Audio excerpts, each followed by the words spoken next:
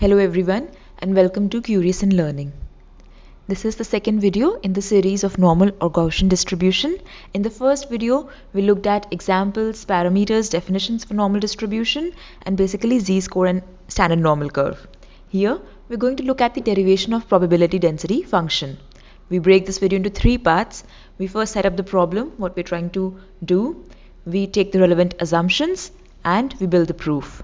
So let's dive into the setup. We begin with a thought experiment. So just imagine that we have a dartboard and we are aiming for the bull's eye, that is the center of the board. So some darts hit there, the center.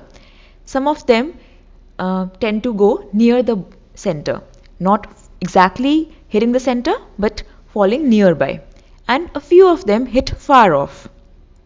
So if we try to translate this to a 2D Cartesian plane, it looks something like this. Hitting the center, a lot of them hitting close by, and then few others falling far off. So the experiment, if we try to build it, will look like this. Most of them hitting at the center, a lot of them close by, and then some far off. And now we're trying to emulate a function, a probability density function with the similar behavior. Now, determining this probability density function will look something like this in 2D plane or something like this in a 3D plane. Alright, so let's formalize this thought experiment. Imagine that we are trying to find this density for any generalized point P. We do not care where it is, but it can lie anywhere on the plane. Now for this point P, we assume that we have polar coordinates r and theta. So for this point P, we can also define the density function or denote it right now with psi of r theta. Alright, but we can also say that since this is a Cartesian 2D plane, we can also denote this point in terms of x and y. So for that point P, we can again define a probability density function f of x and y. Now we have two different notations for the same point, and hence we are having two different notations for the probability density function for the same point P. Alright, so putting all this together, it looks like this. The notation looks like this. Now, let us go ahead and talk about the probability in the region around this point P. So imagine that this point P covers a very, very small, infinitesimally small area dA around point P, or this dA is the area in that little circle around point P. What will be the probability in this area, in this little area? If I multiply the density with the area dA, that is what will give us the probability in that area dA. So I try to do this with both the notations that I have, psi r theta into dA and fxy into dA. But since probability in that area dA should be same, I can say that both of these things are equal. And since dA is also the same thing, this cancels out and we finally get that psi of r theta equals f of x and y. Okay, so this formalizes our thought experiment. We will use this to further build our use our assumptions and build the proof. Let us dive into the assumptions then. The first assumption will be regarding our setup with the polar coordinates. So we have, let's say, a point P1 with radial distance r and orientation theta1. So what will be the probability density over there then? That will be psi of r and theta1. I take another point P2 at the same radial distance r and with orientation theta2. The corresponding density would then be psi of r and theta2. Now my assumption here is that if I am given the radial distance r, I can always tell the probability density function at that point. I do not need the theta for that point. So then that means that for the same radial distance r, psi r theta1 equals psi r theta2 equals psi of r. This assumption stated formally will say that the errors do not depend on the orientation in 2D space. That is, the density function is rotationally invariant. Rotationally invariant is nothing but another word for no dependence on orientation. Okay, so great. Now we're clear with assumption 1. Let's move on to the next assumption. This is regarding our setup in Cartesian coordinates, where we are denoting the point as pxy and the density with f of x and y. Alright, so the coordinate along x-axis gives no information about the coordinate in y-axis. So what this essentially says is, like, let's say if I give you a point x equals 3 and it is for a point p, x equals 3, and I do not tell you what y equals to, then you cannot tell me what is the probability density function over there, or what is the value of the probability density function at point pxy, for which I have only told you the value of x. Similarly, if I only tell you the value of y coordinate, let's say y equals 5, and I do not give you the value of x, you cannot tell me what fxy equals. So then this means that each coordinate axis has no information about the other, which makes them independent of each other. The assumption states that the orthogonal directions, which in our case are x and y directions, are independent of each other.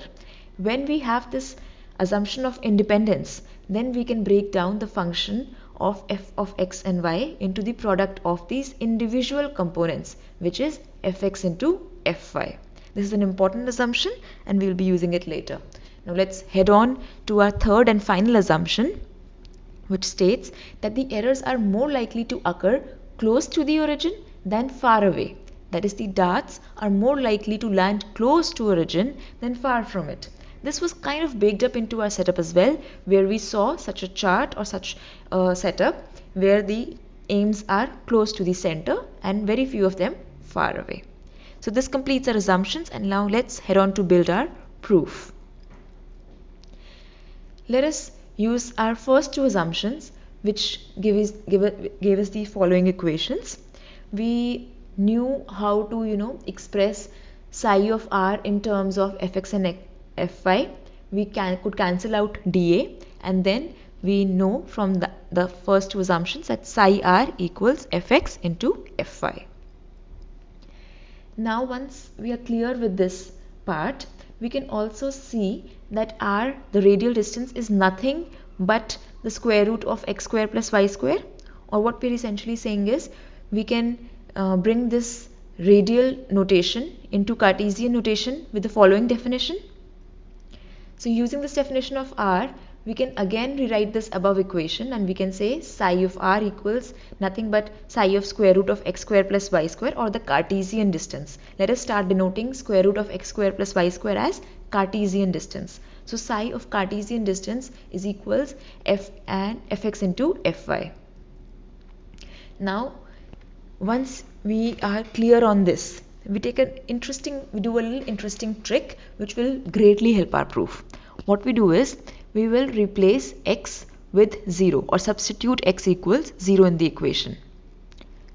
For f of 0, if we denote it by lambda, this constant by lambda, what we will see, we will have psi y equals lambda times fy, or psi of the Cartesian distance equals lambda times f of Cartesian distance.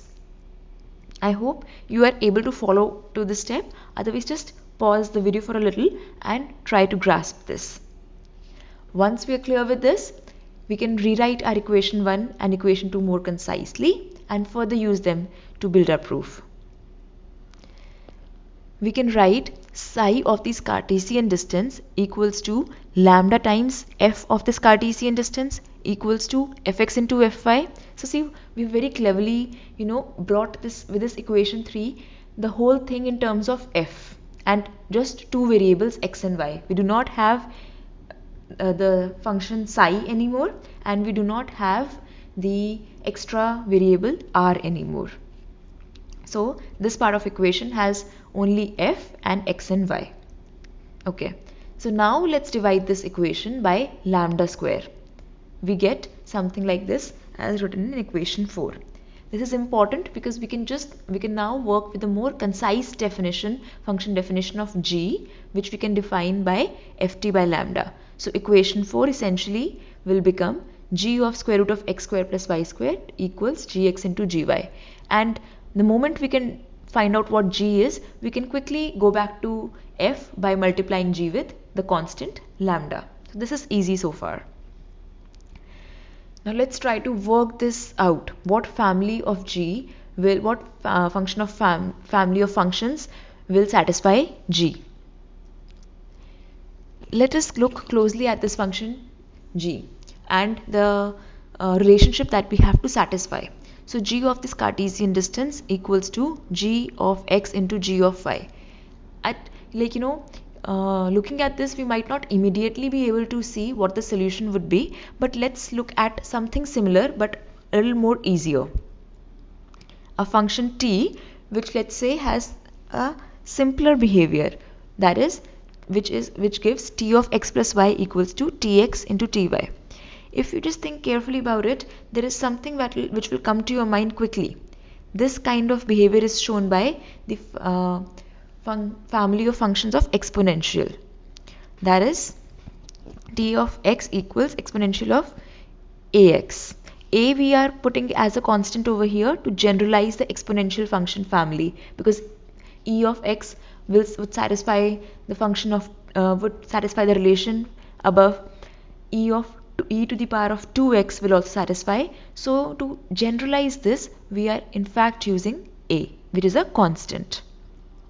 So this solution satisfies because e to the power a of x plus y equals to e to the power ax plus ay, which is again equals to e to the power ax into e to the power ay. This is just the definition of exponential functions. If you're familiar with it, then you know why this definition of t satisfies the required relationship above. Now if you're able to follow this and you think a little more closely, a little more carefully, you will perhaps be able to arrive at a function which would satisfy g also. It is not trivial, I would say, but after careful examination, we can see that this definition of g will satisfy the above relationship that we require for g, for the function g.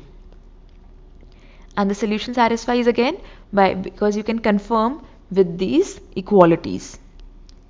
So once we have seen this, we're clear with this, we now know that g of t equals to exponential of at squared satisfies the relationship that we require for our probability density function.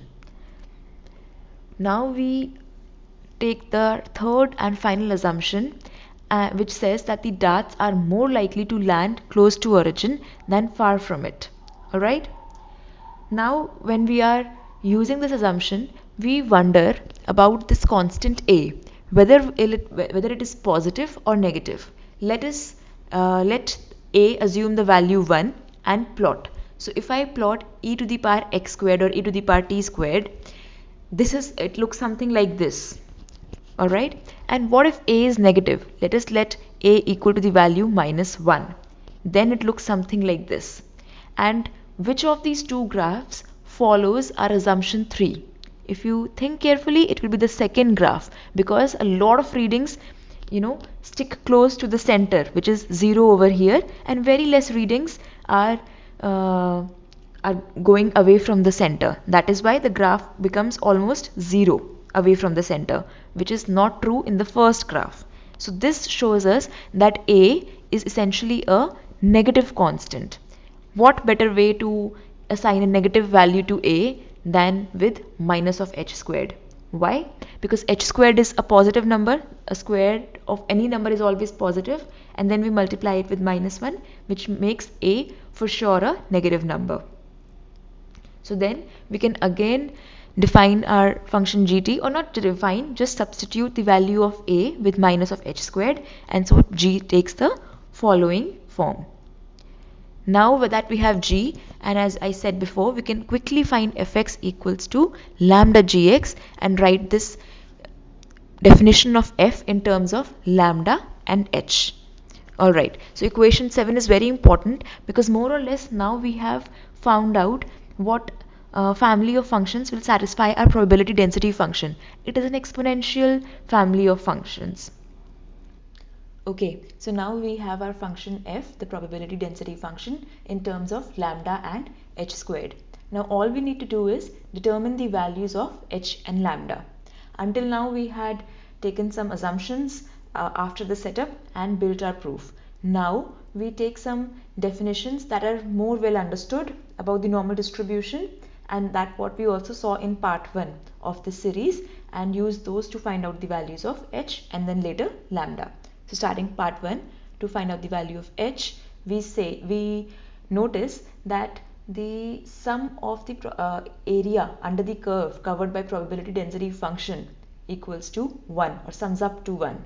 So when we write this down mathematically, when we take the integral on the number line in the limits of minus infinity to infinity, that is over the whole number line, for the probability density function, that should equal to 1. Now how do we compute this integral? We substitute h squared x squared by u, hx by u, and therefore h squared x squared by u squared, and with the substitution we get what we have in equation 9.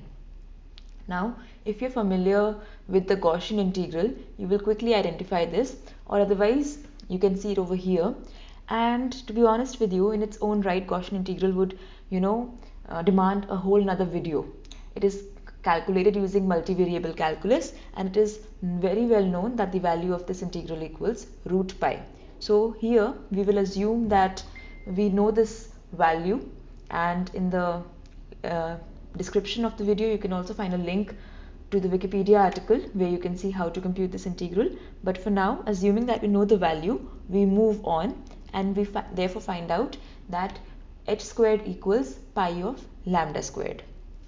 So I hope that apart from computing the Gaussian integral, the calculation or the steps for computing h is straightforward in terms of lambda. With this, we can rewrite our function f as the following, as we can see in equation 11. Now we have fx only in terms of lambda, which is good because now we only need to compute lambda and we have our entire probability density function. Now for computing lambda, first let us notice this. Let's say I show you this curve which is normally distributed. Then I show you another curve. This is also normally distributed, and another curve which is also normally distributed. So just ignore the y-axis for right now. Just look at this x-axis and these curves. Now what actually determines how concentrated or how spread out this curve is? As in the last video we discussed that it is actually the variance of the distribution that determines this. So as you would remember, the mean of the distribution does not affect the shape of the curve. You could go left or right, but the shape of the curve remains same. But what actually affects the shape of the curve is the variance. So to exactly know what sort of distribution we'll be getting with fx, we will use the variance so that we can express our lambda in terms of the variance sigma squared and actually have the right curve that we need. Okay, so again this is what I stated again. We will compute lambda in terms of variance, which is sigma squared or the standard deviation squared. We note that the expectation of the variable x or the mean is actually 0 in our case, and the variance by definition it is expectation of x minus mu whole squared. Mu is 0, then it boils down to expectation of x squared. And how do you compute expectation of any variable? The probability of that variable times what you're computing the expectation for, right? On the whole number line we will do this. So this is how variance is defined, and according to our understanding of the normal distribution, sigma squared is also the variance of the distribution. Once we do this, we can find out lambda in terms of sigma squared. So let's go ahead and compute this integral. So if you are familiar with integration or integral calculus, you would know that we could do this integration using the technique of by-parts integration. So let us split this into two functions u and v, and we will define u and du, dv and v in the following way, where u equals x and dv is the rest of the probability density function, that is x into e to the power minus pi lambda squared x squared. if this seems complicated, then you might skip this, but if you know by parts integration, then this should all sound very familiar to you. Once we use the by parts technique, we can again rewrite our previous equation, the integral for this equation using by parts, as equation 13. Now we essentially have two terms in equation 13. Let's first focus on the first term. We are supposed to compute the value on the limits minus infinity and infinity for the first term. If there are two ways for looking at it, the first one, if you see carefully, the first term is nothing but an odd function. So what is an odd function do with symmetric limits? It gives the value 0. So if you are unfamiliar with this, you can look at a function, a simpler odd function, y equals x, and see that for symmetric interval, that is minus a and plus a, the area that is covered by this curve with x-axis ends up being 0. So similarly, the function above, the term above, also has an odd function, and therefore it will cover area 0. But if you're not quite satisfied with this, there is another way to look at why this term 1 goes to 0. What we can see is that this first term has two parts, essentially x and e to the power some constant into x squared. And we see that the exponential of negative x squared shoots down much faster for our limits of infinity and minus infinity than the function x, and that is why it goes down to 0. So with this, we have our first term equals to 0, and now we need to focus on our second term. For second term, we will equate it again with sigma squared and try to compute this integral again. So I'll just rearrange the terms, and I'll hope that you see that this is nothing but our probability density function, and again on the limits minus infinity to infinity. And what did we just say about this? That this thing sums up to 1. So then we remove this or replace this integral with the value 1 and again equate it with sigma squared, as we have been doing since the beginning. And now with this simple simplification that we have lambda squared in terms of sigma squared, or lambda in terms of sigma. Now once we have this, our proof completes, because then we have our probability density function in terms of sigma only. Sigma and of course the variable x. But we could still generalize this a little more. If you remember from the first video that we saw, that the shape of the curve remains same even if we change the mean. That means we can translate the probability density function on the number line left or right, which just changes the mean of the distribution and nothing else about this distribution. So more generally, we can replace x with x minus mu, where mu would be the mean of the distribution, as follows. So this now effectively completes our proof, and I hope you understood every part of it. I have also linked the blog notes for this video for your reference. So please do let me know if this helps out, or is there anything else you would require help with, or is there any other topic that you would want to see. Thanks, and see you next time.